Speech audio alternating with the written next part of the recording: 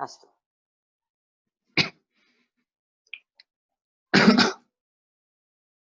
जयति पराशरसूनुः सत्यवती हृदयनन्दनो व्यासः यस्यास्य कमलगलितं वाङ्मयममृतं जगत्पिबति। अत्र अग्रिमः अध्यायः खलु 99-द्विशततमः अध्यायः।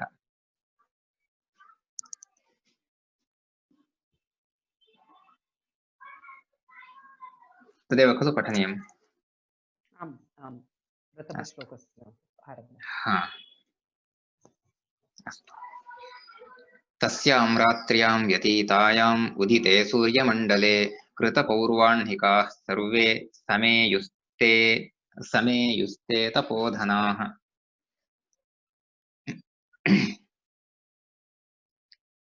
इदानीं मार्कण्डेयः वदति इत्युक्ते कथाम् अनुवर्तयति।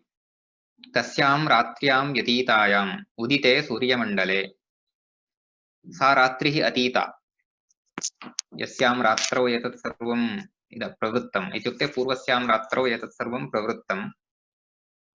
सत्यवान् सावित्री च प्रत्यागतवन्तौ। तस्य सत्यवतः पितरौ अपि अतीव सन्तुष्टौ। सा रात्रिः अतीता। तस्यां रात्र्यां व्यतीतायाम् इत्युक्ते रात्र्याम् अतीतायां सत्यां रात्रिः व्यतीता। ततः परम् उदिते सूर्यमण्डले, सूर्यमण्डलम् उदितम् इत्युक्ते सूर्योदयः जातः। कृतपौर्वाह्निकाः सर्वे समेयुः ते तपोधनाः। सर्वे तपोधनाः कृतपौर्वाह्निकाः समेयुः। तपोधनाः सर्वे तत्र विद्यमानाः ऋषयः मुनयः सर्वेपि। कृतपौर्वाह्निकाः, पूर्वाह्णे यत् क्रियते तत् पौर्वाह्निकम् इत्युक्ते तत्र प्रातान्निकम् इत्यपि यद्वदामः तत्र सन्ध्यावन्दनादिकम् अग्निहोत्रादिकम् इत्येवं तत्र ऋषिभिः यद्यत् क्रियते तत्सर्वमपि तत्र पौर्वाह्निकम् इत्यत्र अन्तर्भवति। एवञ्च कृतं पौर्वाह्निकं यैः ते कृतपौर्वाह्निकाः इत्युक्ते यैः पूर्वाह्नस्य कर्माणि कृतानि समापितानि ते कृतपौर्वाह्निकाः। ते सर्वे समेयुः। समेयुः इत्युक्ते सम्मिलिताः समवेताः।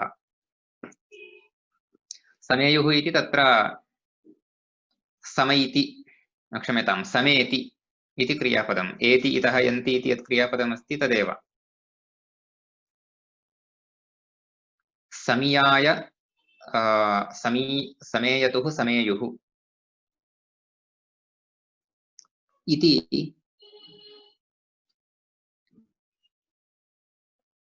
तत्र वस्तुतः समीयाय समीयतुः समीयुः इति तत्र प्रायः पाणिनीय नियमानुसारं तथा भवति। अत्र समेयुः इति प्रायः आर्षप्रयोगः स्यात्। सम्मिलितवन्तः इति तात्पर्यं तस्य। समेति इत्युक्ते सम्मिलति इत्यर्थः। सम् इति उपसर्गपूर्वकः इण् धातुः। एवञ्च तत्र विद्यमानाः सर्वे ऋषयः तपोधनाः एकत्र सम्मिलिताः। अनन्तरं तदेव सर्वं सावित्र्या महाभाग्यं महर्षयः द्युमत्सेनायनातृप्यन् कथयन्तः पुनः पुनः। तदेव सर्वं सावित्र्या महाभाग्यं महर्षयः। सावित्र्याः तत् महाभाग्यम् इत्युक्ते पूर्वतनीं कथां सर्वामपि इदानीं ते ऋषयः स्मरन्तः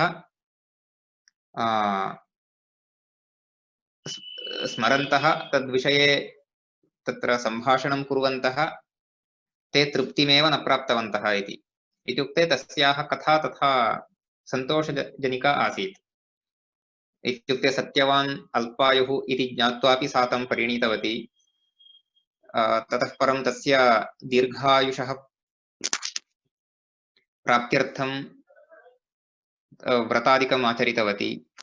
ततः परं यस्मिन् दिने तस्य मरणम् इति निश्चितमासीत् पूर्वं, तस्मिन् दिने यदा सः वनं वनं प्रति प्रस्थितवान् तदा एषापि गतवती तेन सह ततः परं यमेन सह संवादं कृत्वा तेन सह चर्चां कृत्वा तस्य प्राणान् पुनः प्राप्तवती इत्येवं सावित्र्याः एताः सर्वाः अपि कथाः स्मृत्वा तद्विषये ते परस्परं सम्भाषणं कुर्वन्तः न अतृप्यन् इत्युक्ते तृप्तिमेव न प्राप्तवन्तः इति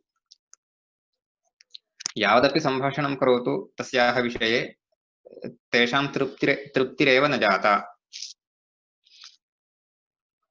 पुनः द्युमत्सेनाय कथयन्तः तत्र द्युमत्सेनम् उक्तवन्तः ते ऋषयः पश्यतु भवतः स्नुषा एवं कृतवती इति एवं कथयन्तः अपि ते न अतृप्यन् तृप्यति इति क्रियापदं तस्य लङ्लकारः अनन्तरं ततः प्रकृतयः सर्वाः शाल्वेभ्योऽभ्यागता नृप आचख्युर्निहतं चैव स्वेनामात्येन तं द्विषम् तावता शाल्वेभ्यः प्रकृतयः आगताः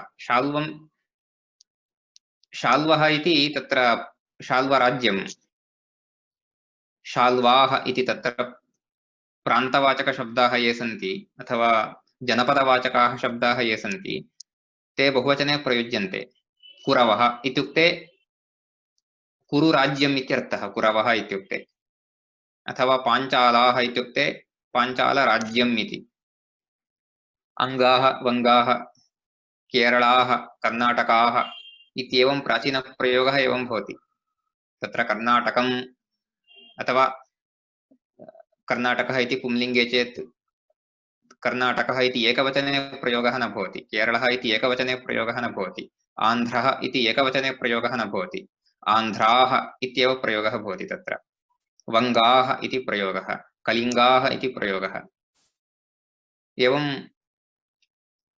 शाल्वाः इति तत्र शाल्वराज्यं तत् एवञ्च शाल्वेभ्यः इत्युक्ते शाल्वराज्यात् इत्यर्थः राज्यशब्दं योजयामः चेत् एकवचने भवति किन्तु केवलं शाल्वशब्दः चेत् जनपदवाचकशब्दः शाल्वशब्दः प्रयुक्तः चेत् बहुवचने एव प्रयुज्यते एवञ्च शाल्वेभ्यः अभ्यागताः याः प्रकृतयः इत्युक्ते तत्रत्याः प्रजाः ततः आगताः आचख्युः इत्युक्ते उक्तवत्यः अत्र प्रकृतयः इति अस्ति अतः उक्तवत्यः इति वक्तव्यम् आचख्युः इत्युक्ते उक्तवत्यः इति आचख्यौ आचख्यतुः आचख्युः इत्येवं रूपाणि आचष्टे न क्षम्यताम् आख्याति इति लट्लकारे आचष्टे इति भिन्नं क्रियापदम् आख्याति इति लट्लकाररूपम् आख्याति आख्यातः आख्यान्ति इति लट्लकारे अत्र लिट्लकाररूपाणि एतानि आचख्यौ आचख्यतुः आचख्युः इति किमुक्तवन्तः किम् आचख्युः स्वेन अमात्येन तं द्विषं निहतम् आचख्युः तं द्विषम् इत्युक्ते द्युमत्सेनस्य यः द्विट् आसीत् द्विट् इत्युक्ते शत्रुः यः द्युमत्सेनस्य द्विट् आसीत् द्युमत्सेनस्य यः शत्रुः आसीत् तं सः द्विट् मृतः निहतः इत्युक्ते मारितः केन स्वेन अमात्येन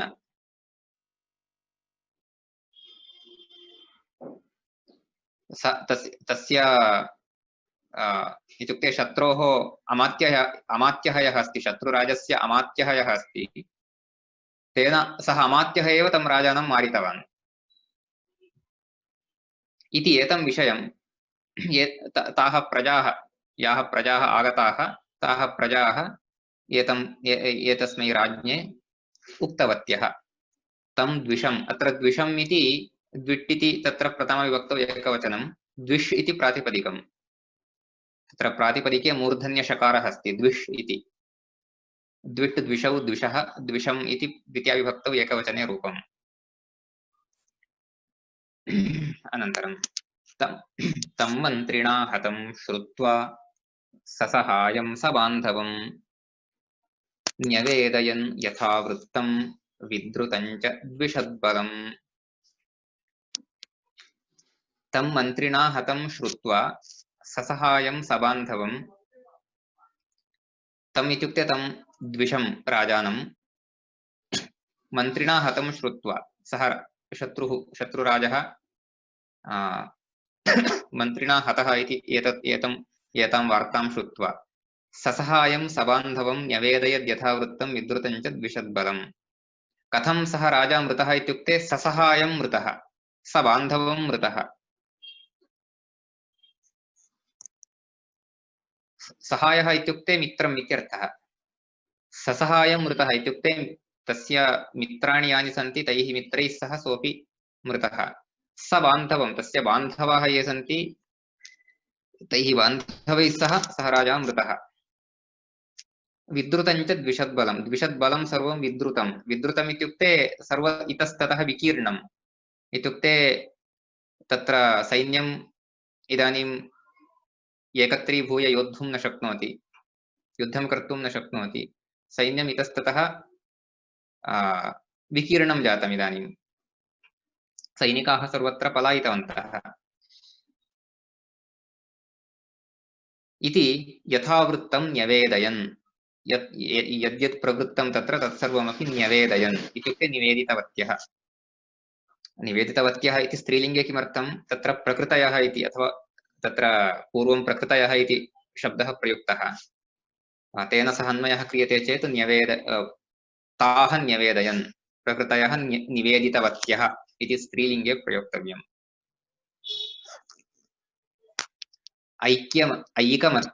ऐकमत्यं च सर्वस्य जनस्याथ नृपं प्रति सचक्षुर्वाप्यचक्षुर्वा स नो राजा भवत्विति। अथ नृपं प्रति जनस्य सर्वस्य जनस्य ऐकमत्यम् इत्युक्ते एकम् एव मतम्, एकमतं तस्य भावः ऐकमत्यम् इति। इत्युक्ते तात्पर्यम् एकं मतम् इत्येव। सर्वेषामपि जनानां द्युमत्सेनं प्रति एकः एव अभिप्रायः आसीत्। कः अभिप्रायः? सचक्षुर्वापि अचक्षुर्वा स नो राजा भवतु इति। सः द्युमत्सेनः सचक्षुर्वा भवतु अचक्षुर्वा भवतु इत्युक्ते चक्षुरहितो वा भवतु चक्षुस्सहितो वा भवतु, सः एव अस्माकं राजा भवतु इति।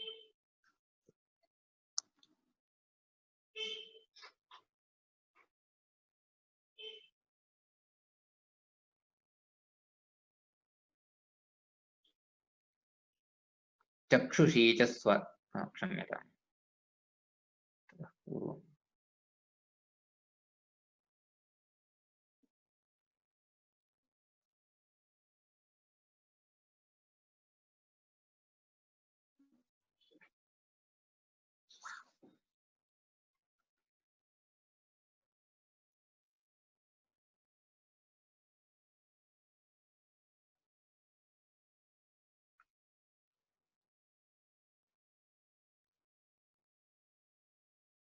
तत्र पुटम् इतस्ततः जातम्। अहं पुटम् उद्घाटयामि अग्रिमम्।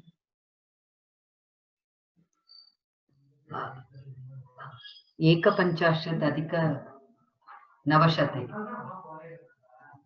आमाम्, 1550 इत्युक्ते अग्रिमम् अस्माभिः पठनीयं तत् पुटं खलु? Last is 950, now it is 951. आमामाम्, सत्यं सत्यम्। अत्र इतस्ततः जातं मम सङ्गणके, तस्य क्रमः किञ्चित् भिन्नः जातः। अस्तु अस्तु।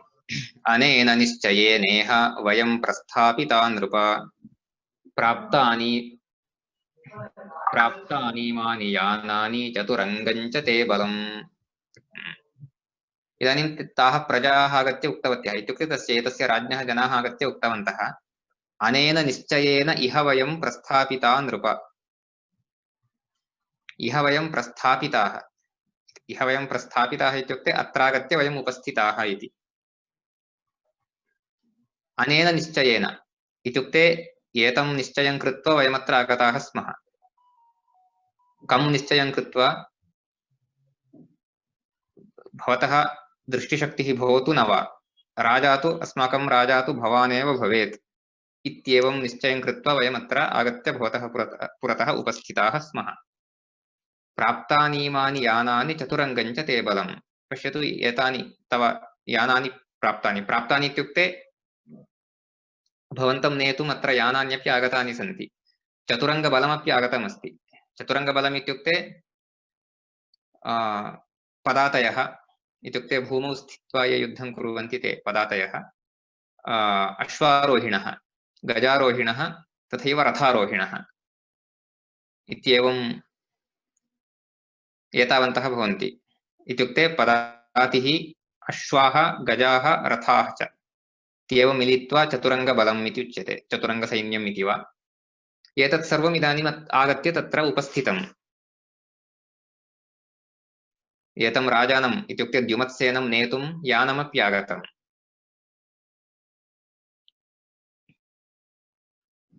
प्रयाहि राजन् भद्रन्ते घुष्टस्ते नगरे जयः अध्यास्व चिररात्राय पितृपैतामहं पदम्। प्रयाहि राजन् भद्रन्ते, हे राजन् प्रयाहि इत्युक्ते प्रयाणं करोतु, इत्युक्ते आगच्छतु अस्माभिः सह। घुष्टस्ते नगरे जयः, तव जयः नगरे घुष्टः। तव जयः इत्युक्ते त्वं जयं प्राप्तवान् इत्युक्ते इतः परं त्वमेव राजा, तव शत्रुः हतः इत्येतं विषयं वयं नगरे घोषितवन्तः। घुष्टम् इत्युक्ते घोषयति इत्यस्य क्तप्रत्ययान्तं रूपम्। घुष्टम्। अध्यास्व चिररात्राय पितृपैतामहं पदम्। अध्यास्व, अध्यास्ते इति तत्र अधि इत्युपसर्गपूर्वक आस्धातुः अध्यास्ते इति। तस्य लोट्लकारे मध्यमपुरुषे एकवचनम्। अध्यास्ताम्, अध्यासाताम्, अध्यासताम्, अध्यास्व इति मध्यमपुरुषे एकवचनरूपं भवति। अध्यास्व चिररात्राय।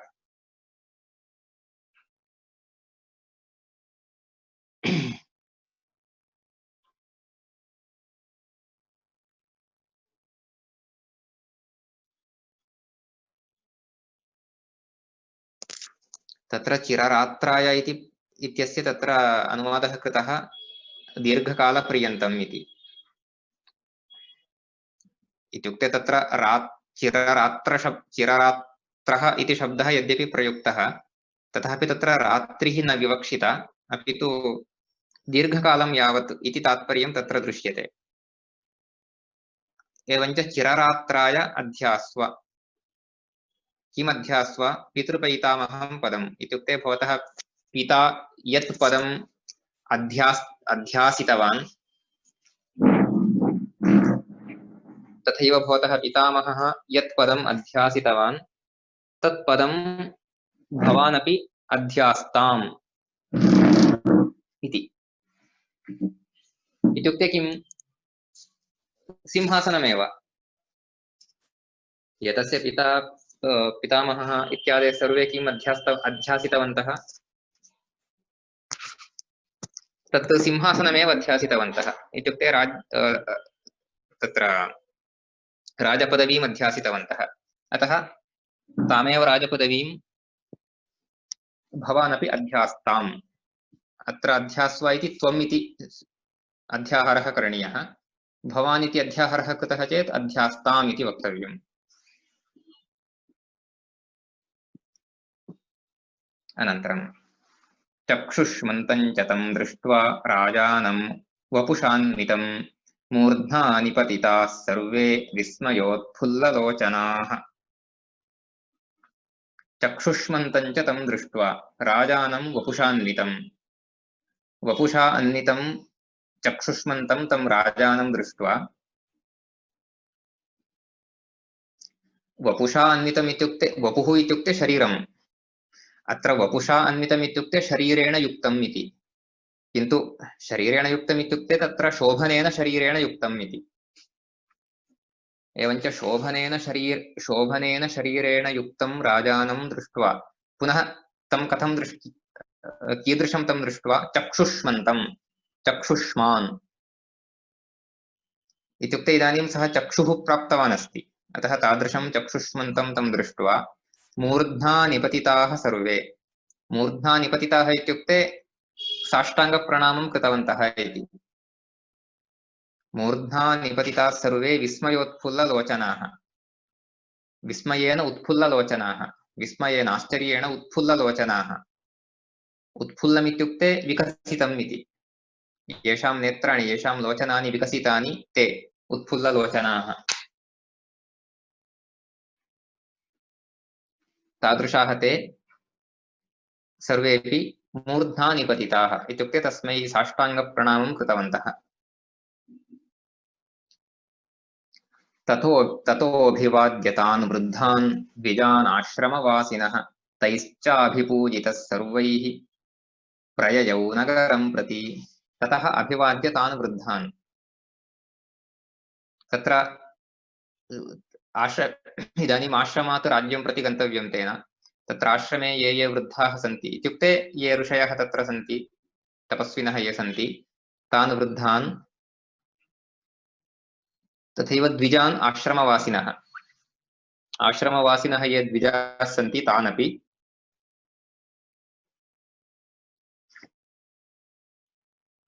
तानपि अभिवाद्य इत्युक्ते तेषां सर्वेषामपि नमस्कारं कृत्वा पुनः तैश्च अभिपूजितः सर्वैः। तैः सर्वैः तेपि एतस्य अभिवादनं कृतवन्तः इत्युक्ते एतस्य सत्कारं कृतवन्तः। अभिपूजितः इत्युक्ते सत्कृतः इति। ते सर्वे तपस्विनः, तत्रत्याः द्विजाः, तत्रत्याः अन्ये मुनयः ऋषयः, ते सर्वेपि एतम् अभिपूजितवन्तः, एतं सत्कृतवन्तः। एवञ्च तैः सर्वैः सत्कृतः अभिपूजितः एषः प्रययौ नगरं प्रति प्रययौ, नगरं प्रति प्रस्थितवान्। प्रयाति इत्यस्य लिट्लकाररूपं। प्रययौ, प्रययतुः, प्रययुः इत्येवं रूपाणि।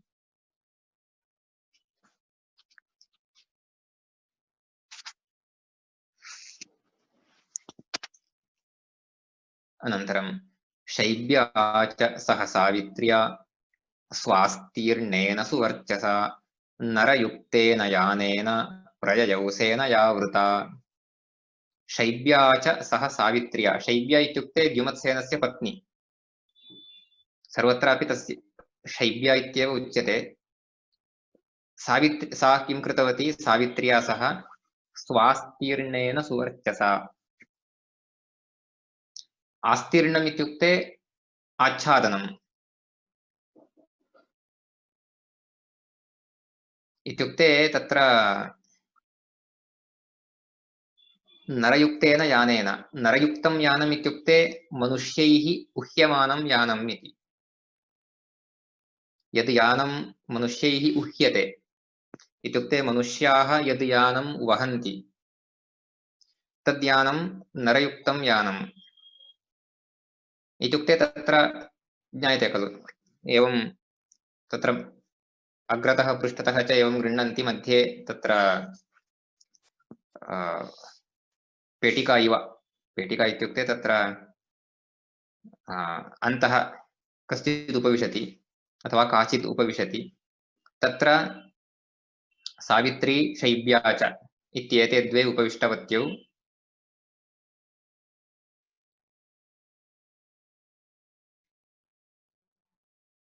तद् यानं कीदृशमासीत्? स्वास्तीर्णं। स्वास्तीर्णम् इत्युक्ते सु आस्तीर्णम् इति।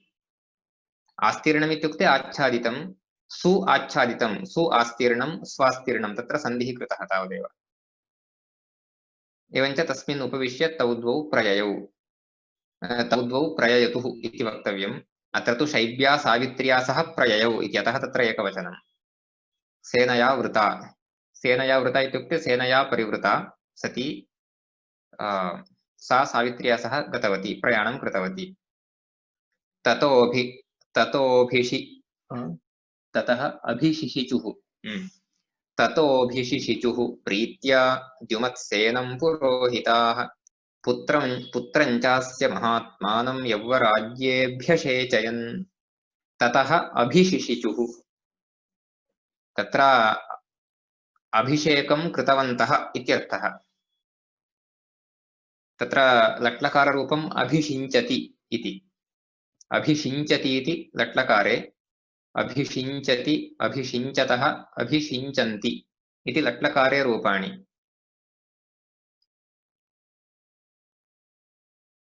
लिट्लकारे अभिशिषेच अभिशिशिचतुः अभिशिशिचुः इति एतानि रूपाणि लिट्लकारे भवन्ति अभिषेकं कृतवन्तः इति तात्पर्यम्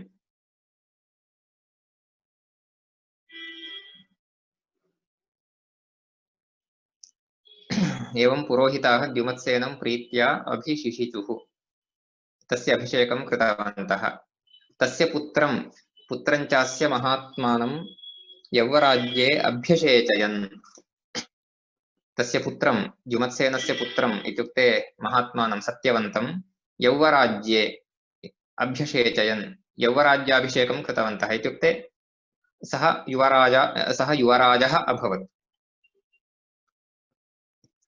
ततः कालेन महता सावित्र्याः कीर्तिवर्धनम् तद्वै पुत्रशतं जज्ञे शूराणाम् अनिवर्तिनाम् ततः कालेन महता सावित्र्याः कीर्तिवर्धनम्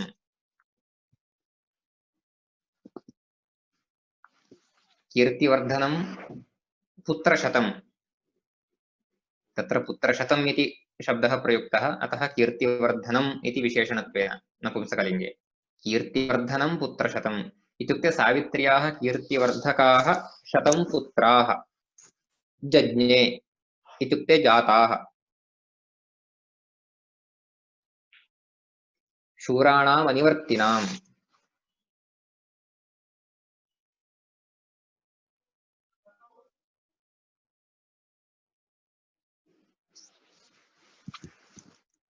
तत्र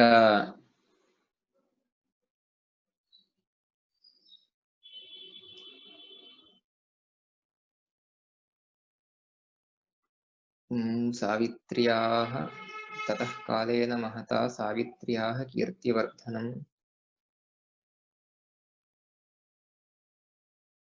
अनिवर्तिनाम्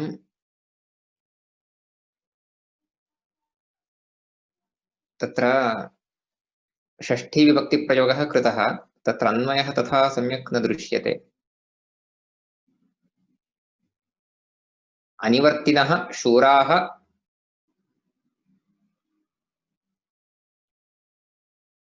अथवा अनिवर्तिनां शूराणां पुत्रशतम् इत्युक्ते पुत्रशतं केषां कस्य सत्यवतः पुत्रशतं जातम् अतः पुत्रशतम् उद्दिश्य शूराणाम् इति प्रयोगः तत्र सम्यक् न भवति इत्युक्ते आहत्य तत्र तात्पर्यं ये पुत्राः जाताः ते शूराः आसन् अनिवर्तिनः च आसन् अनिवर्तिनः इत्युक्ते तत्र युद्धे कदापि न प्रतिनिवर्तन्ते स्म इत्युक्ते युद्धे कदापि पराजिताः भूत्वा न प्रत्यागच्छन्ति स्म अथवा युद्धात् भीत्या ते न पलायन्ते स्म तादृशाः इत्युक्ते तदेव अत्र उच्यते युद्धात् न निवर्तन्ते स्म इति तादृशाः ते आसन् भ्रातॄणां सोदराणां च तथैवास्याभवच्छतम् मद्राधिपस्याश्वपतेर्मालव्यां सुमहद्बलम् भ्रातॄणां सोदराणां च तथैव अस्य अभवत् शतम् इदानीं तत्र अश्वपतिः इत्युक्ते सावित्र्याः पिता तस्य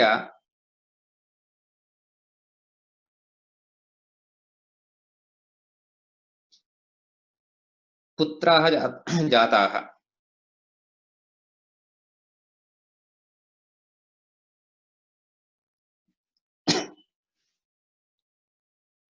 अतः अस्यैव तथैव अस्याः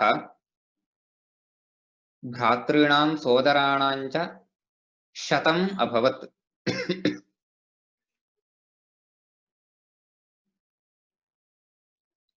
सोदराः भ्रातरः तत्र भ्रातरः इत्युक्ते बहुभिः प्रकारैः भवितुमर्हति इत्युक्ते तत्र अश्वपतेः अन्यस्यां पत्न्याम् अपि कदाचित् पुत्राः जायन्ते चेत् तदा तेऽपि पुत्राः सावित्र्याः भ्रातरः एव भवन्ति वस्तुतः। किन्तु तदर्थमेव अत्र उक्तं सोदराः भ्रातरः इति। इत्युक्ते सावित्र्याः माता या अस्ति तस्यामेव जाताः एते सर्वे पुत्राः इति कारणेन एतस्याः सोदरभ्रातरः। कति जनाः 100 जनाः ते जाताः। मध्राधिपस्य अश्वपतेः मालव्यां सुमहद्बलम्। मालवी इति तत्र अश्वपतेः पत्नी। अत्रापि तथैव मालवी इति शब्दः वस्तुतः मालवस्य तत्र मालवाः इत्युक्ते मालवराज्यं तत्रत्या कन्या इति कारणेन मालवी इति उच्यते। यथा तत्र शैब्या इति तत्र उच्यते तथैव अत्र मालवी इति।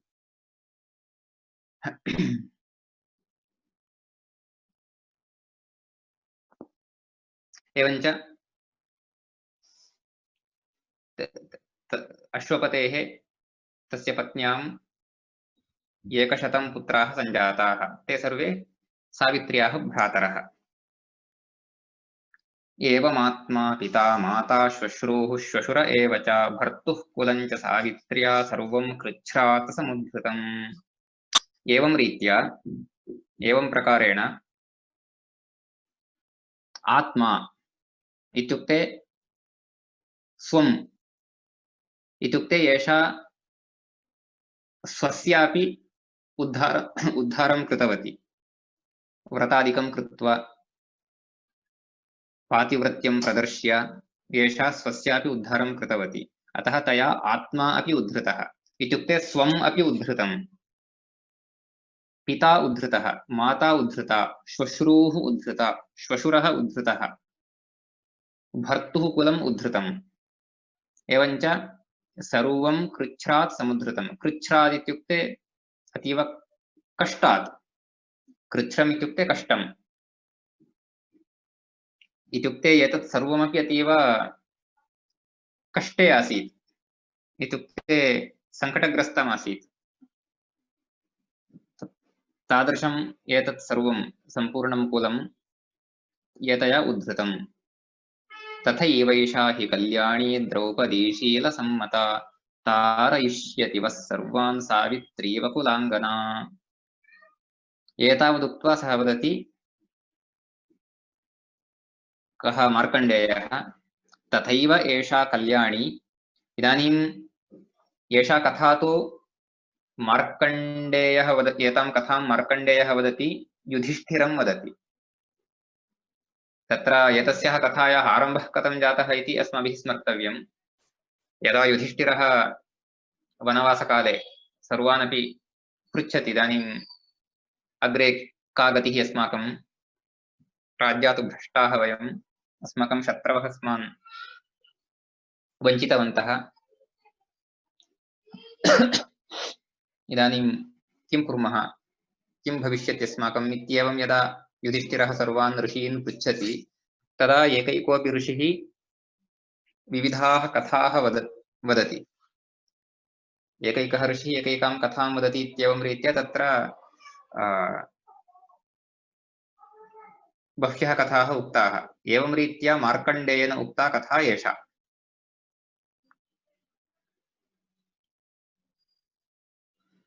तथैवैषा हि कल्याणी द्रौपदी शीलसम्मता। यथा सावित्री पातिव्रत्यप्रभावेण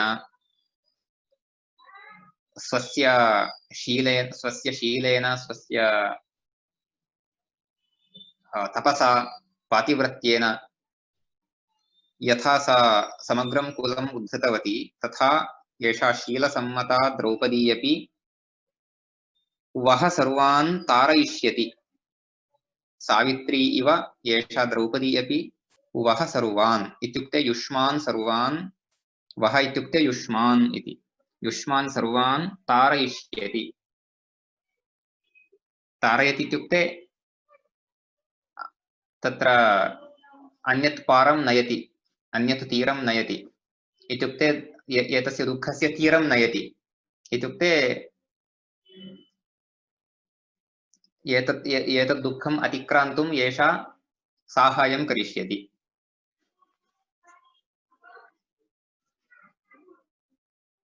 सावित्रीव कुलाङ्गना सावित्रीव कुलाङ्गना एषा द्रौपदी एवं करिष्यति। एवमुक्त्वा वैशम्पायनः वदति, एवं स पाण्डवस्तेन अनुनीतो महात्मना विशोको विज्वरो राजन् काम्यकेऽन्यवसत्तदा। एवं सः पाण्डवः तेन महात्मना अनुनीतः। एवं सः पाण्डवः इत्युक्ते धर्मरायः युधिष्ठिरः तेन महात्मना अनुनीतः। अत्र महात्मा मार्कण्डेयः खलु कथाम् उक्तवान्। एवञ्च तेन मार्कण्डेयेन महात्मना मार्कण्डेयेन अनुनीतः इत्युक्ते अनुनयति इत्युक्ते वस्तुतः यत् वयम् आङ्ग्लभाषायां पैम्पर् इति वदामः, शिशूनां कुर्वन्ति खलु पैम्परिङ्ग्, तदेव अनुनयः इति। सर्वे ऋषयः तदेव कुर्वन्ति, तत्र युधिष्ठिरस्य पैम्परिङ्ग् एव कुर्वन्ति, अनुनयं कुर्वन्ति, सान्त्वनं कुर्वन्ति। एवञ्च तेषाम् एतानि वाक्यानि श्रुत्वा युधिष्ठिरः विशोकः विज्वरः, विशोकः शोकरहितः, विज्वरः ज्वररहितः इत्युक्ते पीडारहितः, काम्यके न्यवसत् तदा। काम्यकवने इत्युक्ते ते पाण्डवाः काम्यकम् इति काम्यकनामके वने आसन्, किञ्चित् सन्तोषेण न्यवसन् इति। यश्चेदं शृणुयात् भक्त्या सावित्र्याख्यानमुत्तमं स सुखी सर्वसिद्धार्थो न दुःखं प्राप्नुयान्नरः। यश्च इदं शृणुयात् भक्त्या सावित्र्याख्यानमुत्तमं, यः एतद् उत्तमं सावित्र्याख्यानं भक्त्या शृणुयात् सः सुखी सर्वसिद्धार्थः, सः सुखी भविष्यति, सर्वसिद्धार्थः भविष्यति इत्युक्ते सर्वानपि अर्थान् सः प्राप्नोति। न दुःखं प्राप्नुयात् नरः, न कदापि दुःखं सः प्राप्स्यति इति सावित्र्याः आख्यानम्। एतावत् श्रुत्वापि इदानीम् अत्र किमुच्यते, सः विशोकः सञ्जातः, विगतज्वरः सञ्जातः इति अत्र उच्यते, किन्तु एतत् तात्कालिकम्। एतस्य इदानीं दुःखनिवृत्तिः तात्कालिकी अस्ति। किञ्चित् कालानन्तरं पुनः तस्य दुःखं जायते, पुनः सः रोदनं कर्तुम् आरभते, सः सर्वत्रापि सर्वेषां ऋषीणां पुरतः विलापं करोति, पुनः ते एतस्य अनुनयं कुर्वन्ति, अन्यामेकां कथां वदन्ति, नलस्य कथां वदन्ति, ययातेः कथां वदन्ति, शकुन्तलायाः कथां वदन्ति, एवं बह्वीः कथाः वदन्ति। एवं रीत्या पुनः पुनः युधिष्ठिरः कथां शृणोति, पुनः दुःखितः भवति इत्येवं तस्य वनवासस्य कथा। अत्र सावित्र्याः उपाख्यानं समाप्तम्।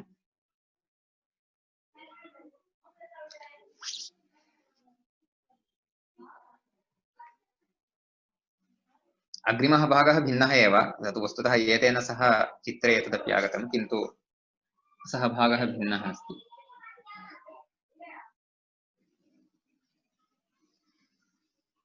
किमपि अत्र भवन्तः प्रष्टुं इच्छन्ति चेत् प्रष्टुं शक्नुवन्ति, अथवा वक्तुम् इच्छन्ति चेत् वक्तुमपि शक्नुवन्ति।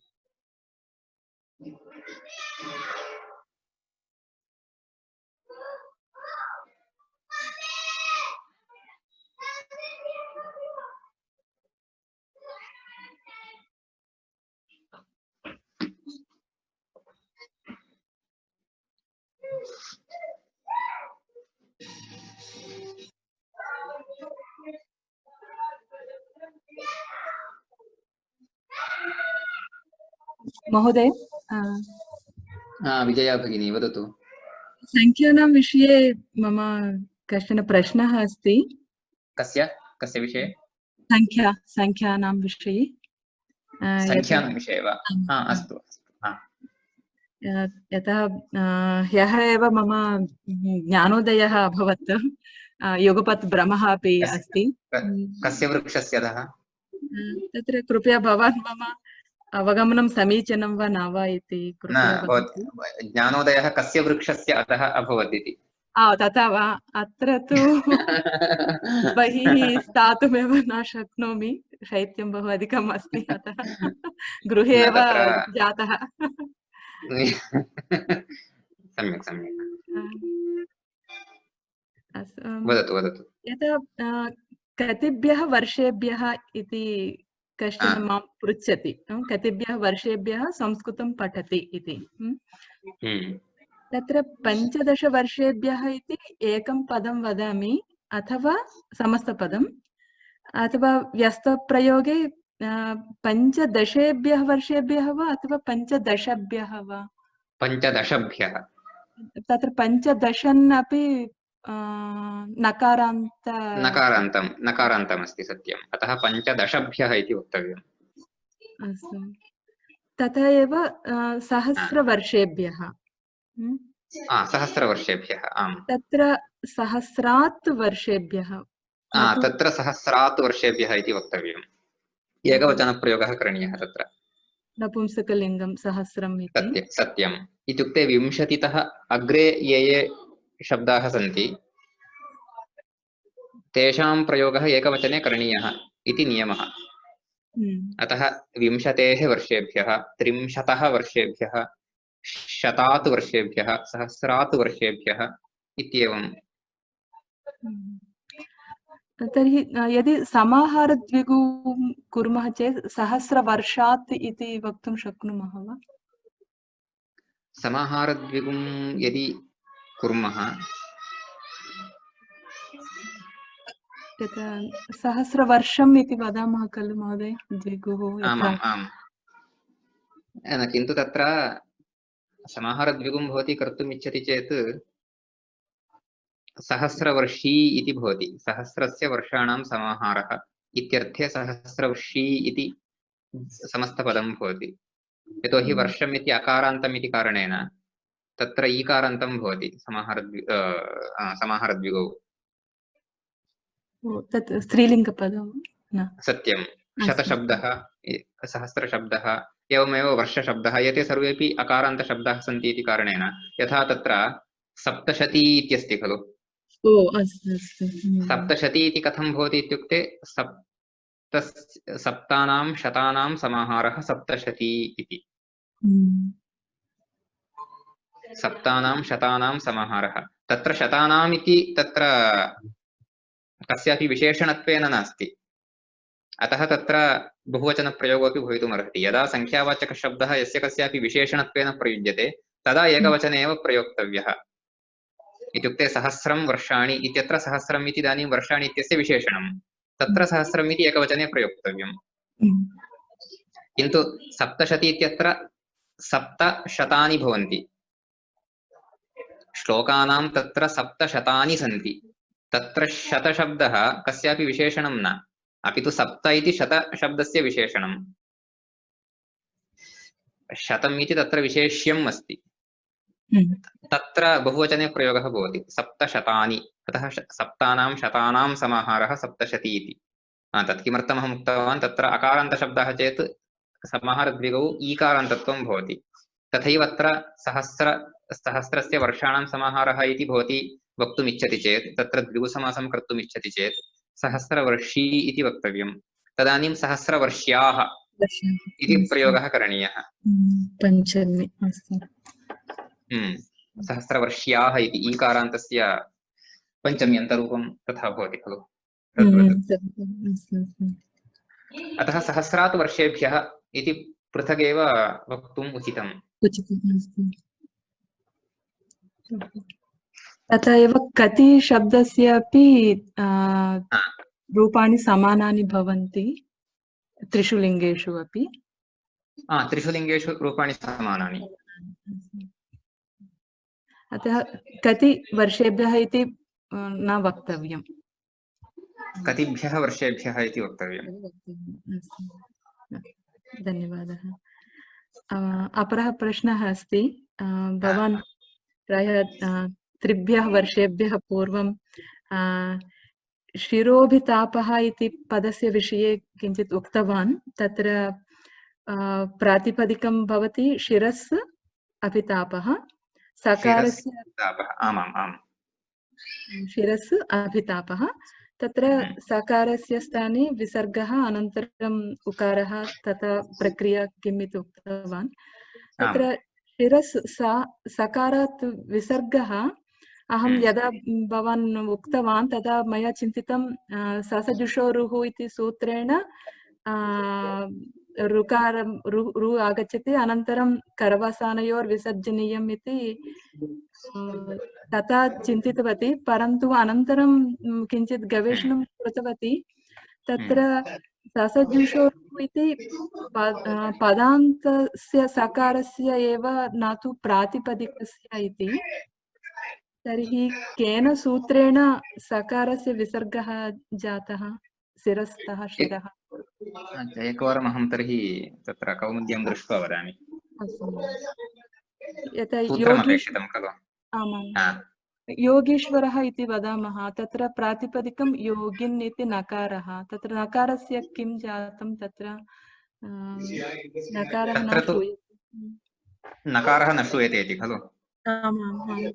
तत्र योगीश्वरः इत्यत्र तु सर्वत्रापि नकारान्तशब्दाः ये ये सन्ति तेषां न लोपः प्रातिपदिकान्तस्य इति सूत्रेण नकारस्य लोपः भवति सर्वेषु समासेषु।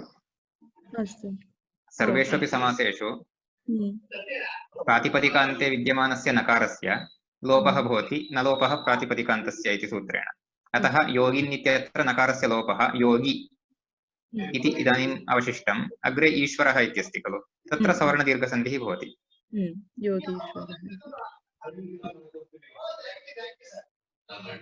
तत्र तु समस्या नास्ति। अत्र केन तत्र शिरोभितापः इत्यत्र केन सूत्रेण रुत्वम् इति एकवारं दृष्ट्वा वदिष्यामि। तावदेव, बहु धन्यवादः।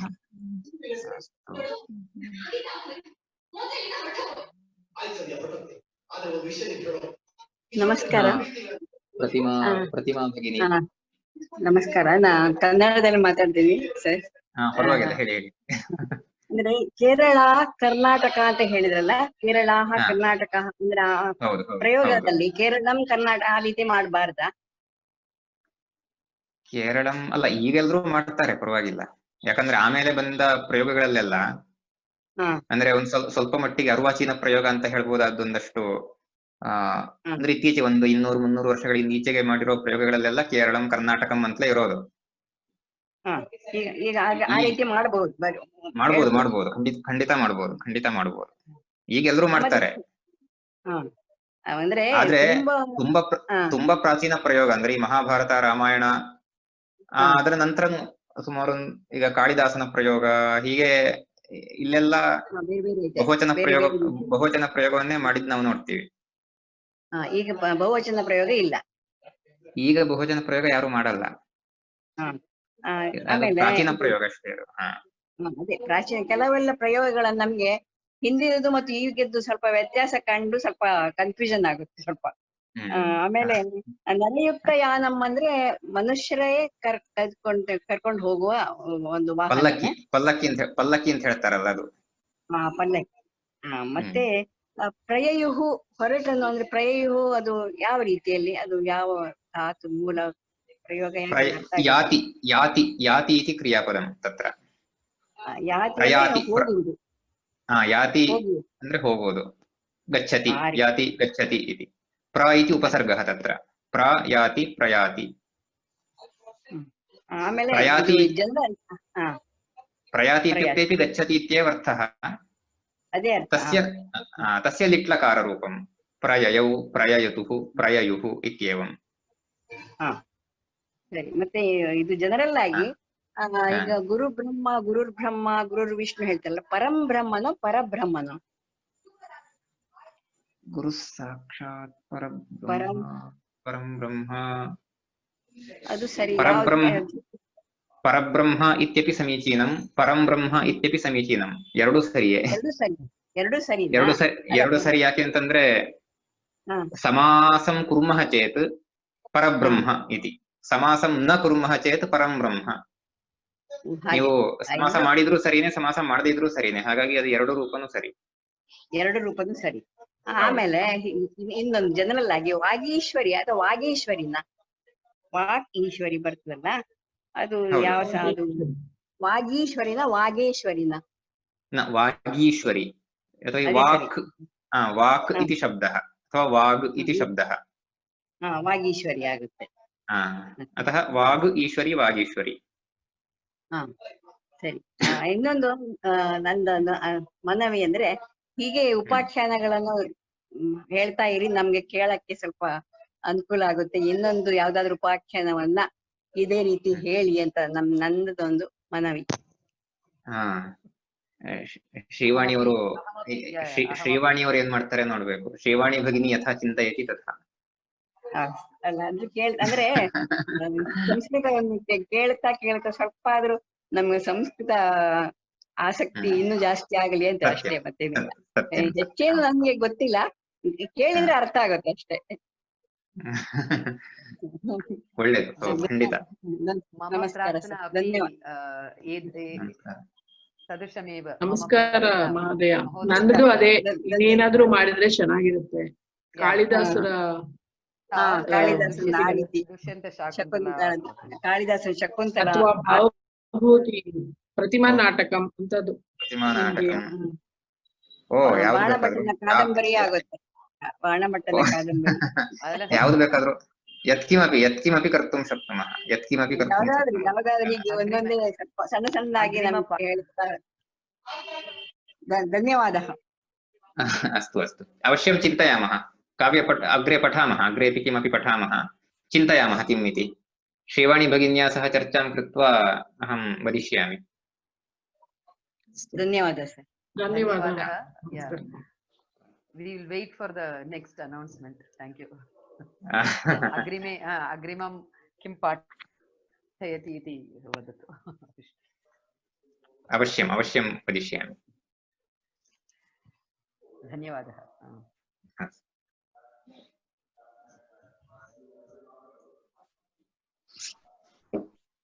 अस्तु. अन्यत् रामकण्णन् महोदय. नमस्कार. नमस्ते. I'm listening, but I'm not able to talk in that way. The more understanding is more now, so the expression is also more. Okay.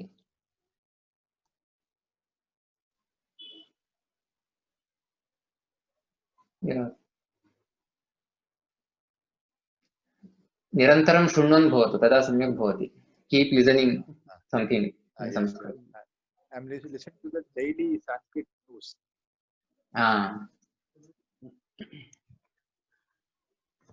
समीचीनं, बहु समीचीनम्. भवत्याः अग्रिमसूचनां प्रतीक्षां कुर्मः. Certainly. And I think I have not missed any single class from the day it started. Oh, very nice. All the classes. I try to do it. Yeah. Very nice. We don't want to miss also. अहमपि महोदय एकमपि न. बहु सम्यक्. महान् सन्तोषः.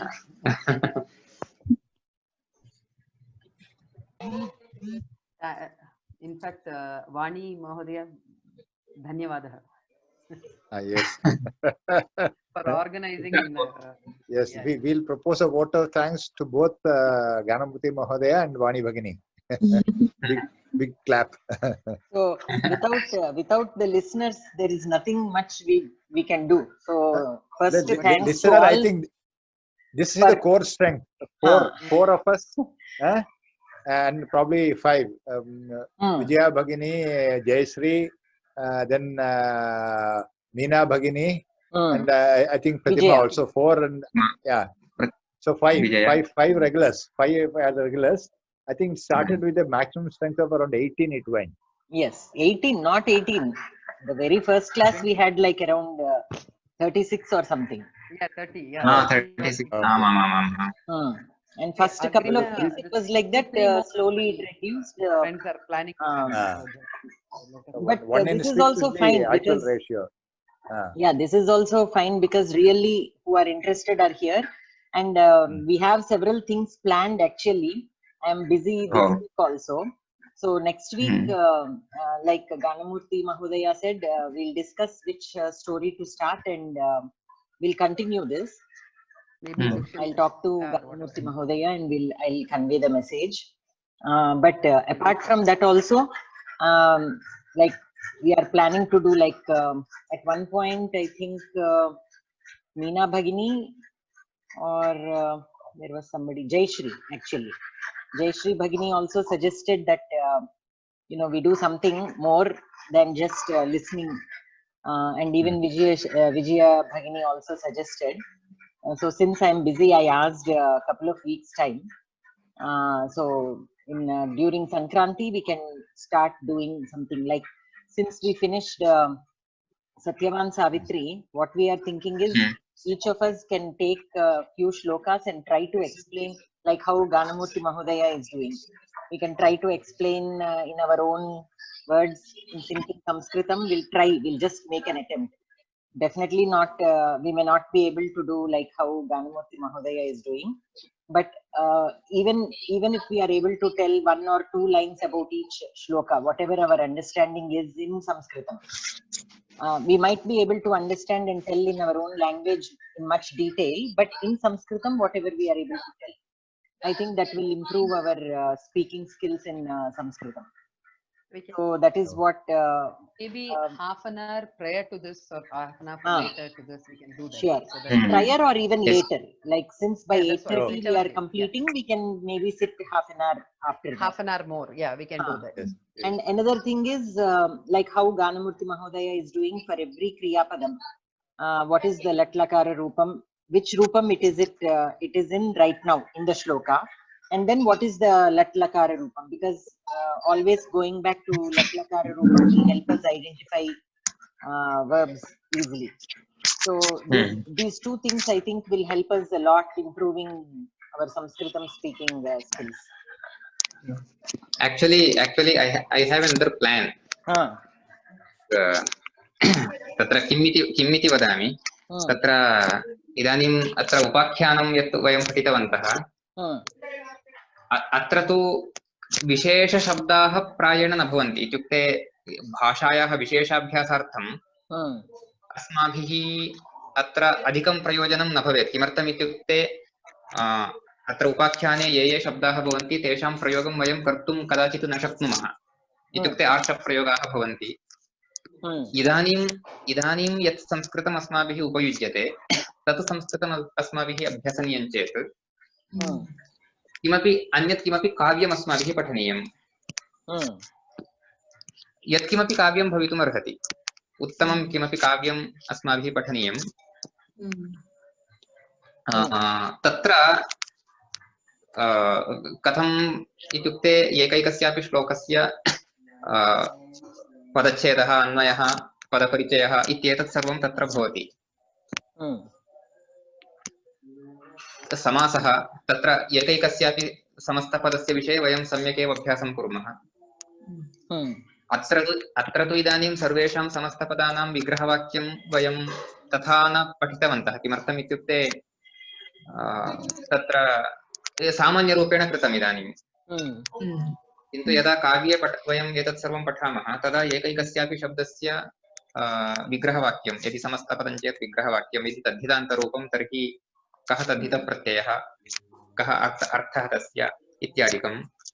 क्रियापदं चेत् तत्र प्रयुक्तं क्रियापदं किम् इत्युक्ते कस्य लकारस्य रूपं तत्र प्रयुक्तम् अथवा किं कृदन्तरूपं प्रयुक्तम् इत्येकं. द्वितीयं लट्लकारे किं रूपं भवति तस्य, इत्युक्ते मूलक्रियापदं किं, लट्लकारे तस्य किं रूपम् इत्येतत् एकैकस्य. तथैव नामपदं चेत् तत्र विभिन्न अन्तशब्दाः प्राप्यन्ते। अहं तत्र रघुवंशस्य पाठनम् अन्यत्र कुर्वन्नस्मि। अन्यः एकः गणः अस्ति, तत्र रघुवंशस्य पाठनं कुर्वन्नस्मि। तत्र प्रथमः सर्गः समाप्तः, इदानीं द्वितीयः सर्गः प्रचलति। तस्य रेकार्डिङ्ग् अहं प्रेषयिष्यामि। प्रेषयतु। कदा भविष्यति तत् कक्षा?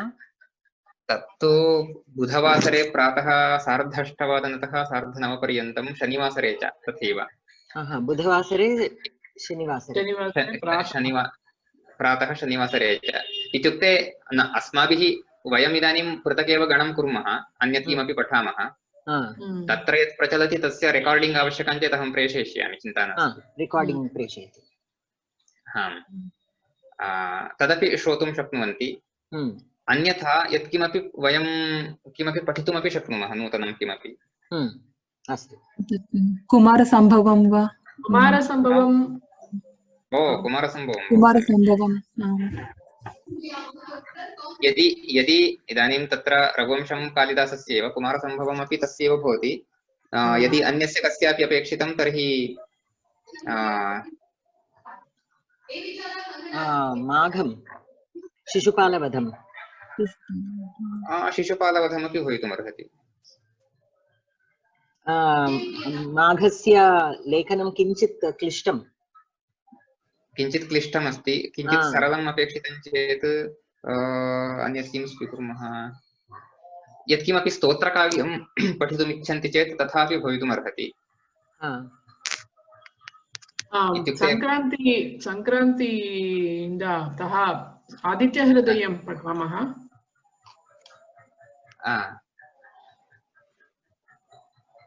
तदपि भवितुमर्हति। अहं न पठितवान् एतावत्पर्यन्तं, मयापि नूतनतया पठनीयमस्ति। आदित्यहृदयं 12 आदित्य श्लोकान् अपि भवन्ति। अप्पय्य दीक्षित विरचित। अप्पय्य दीक्षितः, आमाम्। आरम्भं सूर्यदेवस्य कुर्मः। शक्यते, चिन्ता नास्ति। संक्रान्तिः कदा भवति? यूजुवली 14th 15th 13th 14th 15th खलु? 14 जनवरी 14 दिनाङ्के। तत्र अन्यः क्लेशः कः इत्युक्ते, फेब्रुवरी मासे अहं ग्रामं गमिष्यामि। प्रायः 20 दिनानि अहं तत्र ग्रामे भविष्यामि। तत्र नेट्वर्क् सम्यक् न लभ्यते। तत्र यदा इत्युक्ते 3 दिनाङ्कतः 23 पर्यन्तं, फेब्रुवरी 3 to 23 तावन्ति दिनानि अहं तत्र ग्रामे भविष्यामि। तस्मिन् समये पठनं कष्टं स्यात्। ततः पूर्वमपि शक्यते, तदनन्तरमपि शक्यते।